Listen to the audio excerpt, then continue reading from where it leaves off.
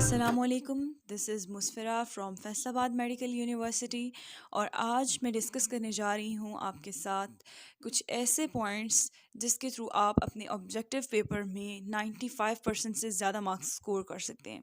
बहुत से स्टूडेंट्स सारा सिलेबस तैयार करते हैं, सब कुछ याद किया होता है, लेकिन उसी सिलेबस में से आने वाले एमसीक्यूज़ उनसे सॉल्व नहीं होते और थोड़े से ट्रिकी एमसीक्यूज़ आ जाएँ तो वो कंफ्यूज हो जाते हैं। तो हम ऐसी ट्रिक्स डिस्कस करेंगे जिसके थ्रू हम इस चीज़ को ओवर पावर कर सकते हैं।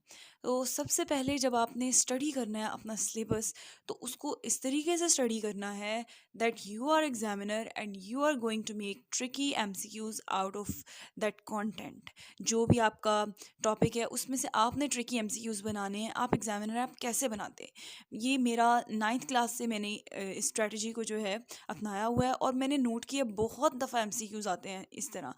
आपने ट्रिकी एमसीक्यूज अपने माइंड में सोचा और वो पेपर में आता है, ठीक है। और आपने अपने माइंड को ये स्पेशली बताना होता है कि हाँ, ये पॉइंट एमसीक्यूज में आ सकता है। आपको वो चीज़ याद भी होती है। अगर क्वेश्चन पेपर में मतलब एमसीक्यू आता है तो आप उसको सॉल्व भी कर लेते हैं, लेकिन एमसीक्यू आता है तो वो आपसे सॉल्व नहीं होता। आपने अपने माइंड को बताना होता है स्पेशली कि खोल के जहन खोल के पढ़ना होता है कि ये एमसीक्यूज आ सकता है। तो फिर वो आपको जो है ना क्लिक करता है माइंड पे जब आप एमसीक्यू सॉल्व कर लेते हैं कि हाँ यार, मैंने ये सोचा था कि एमसीक्यूज आ सकता है। तो फिर आप उसको सही अटैम्प्ट कर लेते हैं। एक चीज़। दूसरी चीज़ क्या होती है, जब आप एमसीक्यू सॉल्व कर रहे होते हैं ना, तो आपने अगर आप किसी एमसीक्यूज़ के ऊपर ओवर थिंक करते हैं या बिल्कुल ही सोचते नहीं हैं और ऐसे ही बस डायरेक्ट जाके आपने बबल फिल कर दिया या उसको इंसर्कल कर दिया, तो भी गलत हो जाता है वो। अक्सर जो ओवर थिंक करते हैं ना, वो तो वाकई गलत हो जाता है। और मैं भी ऐसा करती रही हूँ और फिर मैंने उसके बाद अपनी स्ट्रेटेजी चेंज की कि ओवर थिंक नहीं करना है।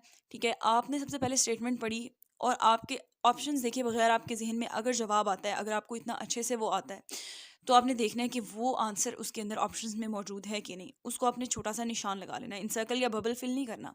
फिर दूसरे नंबर पे आपने क्या देखना है कि बाकी जो ऑप्शंस बचते हैं ना, उनको एक्सक्लूड करने के लिए अपनी बुक में से, अपने टॉपिक में से लॉजिक्स ढूंढनी है कि वो एक्सक्लूड होते हैं या नहीं होते। ठीक है, उनको एक्सक्लूड करना है। उसके बाद आपने अपने आंसर को जस्टिफाई करने के लिए कोई स्टेटमेंट या कोई ऐसी चीज़ जो आपकी बुक में आपने पढ़ी हो, और फिर उसके बाद आपने उसको इंसर्कल करना है। और अगर आपका एमसीक्यू ऐसा है कि आपको जो है, ऐसा आपको फ़ील होता है कि आपको आता ही नहीं है वो एमसीक्यू, ठीक है, तो उसमें कोई एक आध ऐसा कीवर्ड होगा जो आपने अपनी बुक में कहीं पढ़ा होगा, ठीक है।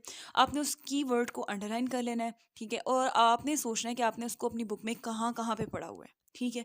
फिर उसके बाद आपने क्या करना है, वो कीवर्ड आपने वो स्टेटमेंट याद करनी है जहाँ पे पढ़ा था, और फिर उसके बाद देखना है कि उन स्टेटमेंट से रिलेटेड कोई ऑप्शन मौजूद है। मोस्ट प्रोबेबली अगर कोई ऑप्शन मौजूद हो तो वही उसका आंसर होता है, ठीक है। और अगर आपको बिल्कुल ही नहीं आता, बिल्कुल ही कोई अंदाज़ा नहीं हो रहा कि आपने वो एमसीक्यू कहीं पे पढ़ा हुआ है, तो आपने उसको छोड़ देना है। बाकी एमसीक्यू सॉल्व करें, ठीक है, उसको दूसरी दफ़ा तीसरी दफ़ा रीड करें। कुछ अगर आपके जहन में आता है तो वेल एंड गुड, और अगर बिल्कुल कुछ जहन में नहीं आ रहा तो भी अपने पैनिक नहीं होना, परेशान नहीं होना।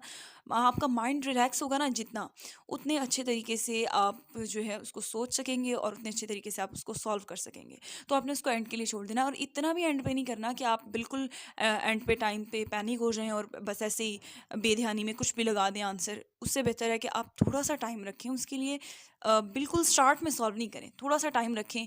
हो सकता है कि आपको कुछ याद आ जाए, और नहीं भी आता तो फिर आपने लास्ट स्ट्रेटजी जो मेरी रही है वो क्या होती है, दो चार कोई तस्वीरें पढ़ के, तो वो तस्वीर जहाँ पे एंड करती है वहाँ पे उसको मैं इंसर्कल कर देती थी, और फिर अल्लाह वाले। और उसके बाद जब आपने अपना एमसीक्यू सॉल्व पेपर सॉल्व कर लिया ना, तो मैं ऐसे करती नहीं हूँ कि उसके ऊपर, अपने पेपर के ऊपर दरूद शरीफ, आयतुल कुर्सी और जो जो मुझे कुछ याद होता है वो पढ़ के फूंक देती थी कि अल्लाह की मदद से सॉल्व तो हो गया।